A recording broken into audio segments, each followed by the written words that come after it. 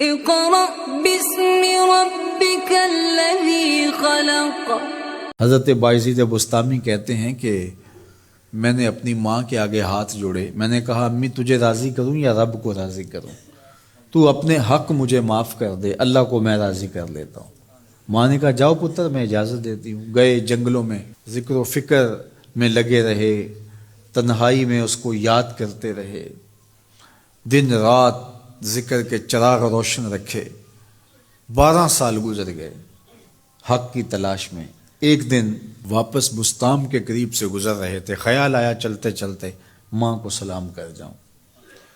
دروازے کو دستک دینے لگے تو اس خیال نے ہاتھ روک لیا کہ ساری زندگی ماں کو سکھ تو دیا کوئی نہیں، اب دکھ بھی کیوں دینے لگے ہو؟ رات کا ایک پہر بیت گیا ہے، سردیوں کی لمبی رات ہے، ماں بستر میں لیٹی ہوگی، تیرے لیے اٹھے گی، دروازہ کھولے گی۔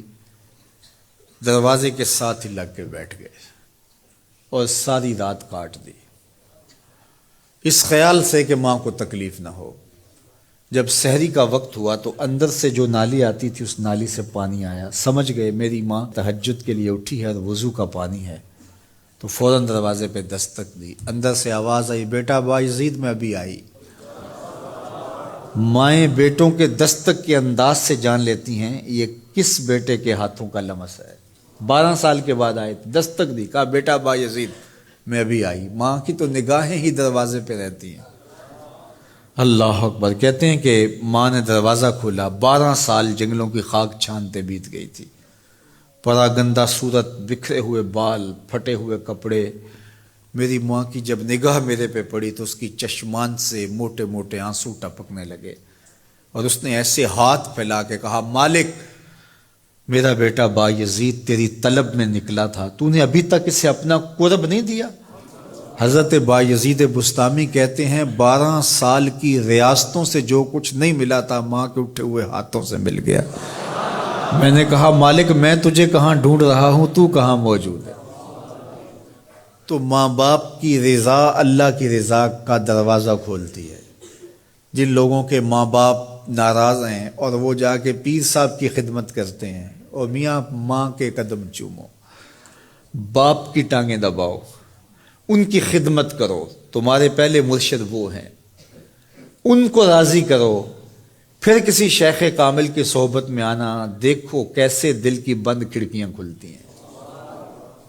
ایک مرشد تو ناراض کر آئے اور دوسرے مرشد سے تمہیں کیا ملے گا؟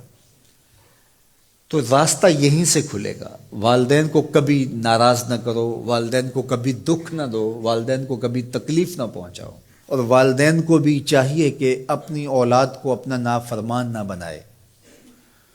ایک بزرگ فرماتے ہیں کہ مجھے برابر 30 سال ہو گئے ہیں کہ میں اپنی اولاد کو کوئی حکم ہی نہیں دیا، کوئی حکم نہیں دیا۔ کوئی چیز مجھے چاہیے بھی ہوتی ہے تو میں بصیغہ امر نہیں کہتا، بلکہ ایسے ہی بات کر رہی ہوں۔ پانی چاہیے تو یہ نہیں کہتا بیٹا پانی لے کر آؤ، میں ویسے ہی کہتا ہوں پیاس لگی ہوئی ہے، تو اگر وہ سمجھ جائے اور وہ خود لے آئے تو اچھی بات ہے، لیکن اگر وہ نہ لائے تو میں نے اس کو حکم ہی نہیں دیا، امر ہی نہیں کیا، تو اس امر کی مخالفت ہی لازم نہیں آئے گی۔ تو کہا 30 سال برابر گزر گئے ہیں، میں نے اپنی اولاد کو حکم نہیں دیا کہ کہیں وہ میری نافرمان نہ ہو جائے، چونکہ اگر وہ نافرمان ہو گئی پلے کچھ نہیں رہے گا۔ جو اولاد ماں باپ کی نافرمان ہوتی ہے وہ ہوا میں بھی اڑیں، وہ چرخ پہ بھی جھولیں، وہ زمین پہ گرنے والی ہوتی ہیں، کبھی کامیاب نہیں ہو سکتی وہ اولادیں جو ماں باپ کی گستاخ، بے ادب اور نافرمان ہوتی ہیں۔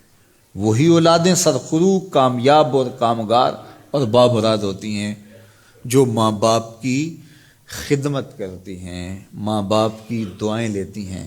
وہ ایک بچہ ماں باپ کے پاؤں دبا رہا تھا، تو ایک بچہ ایک بر اعظم میں، دوسرا دوسرے بر اعظم میں، تیسرا تیسرے بر اعظم میں بڑے بڑے کاروبار کر رہا تھا۔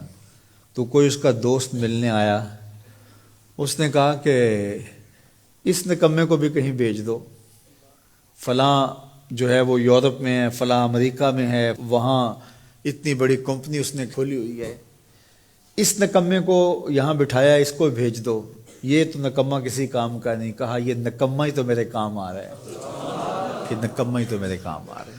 تو اولاد خوش نصیب ہے کہ اپنے ماں باپ کی خدمت کرے اور ان کے ساتھ حسن سلوک کرے۔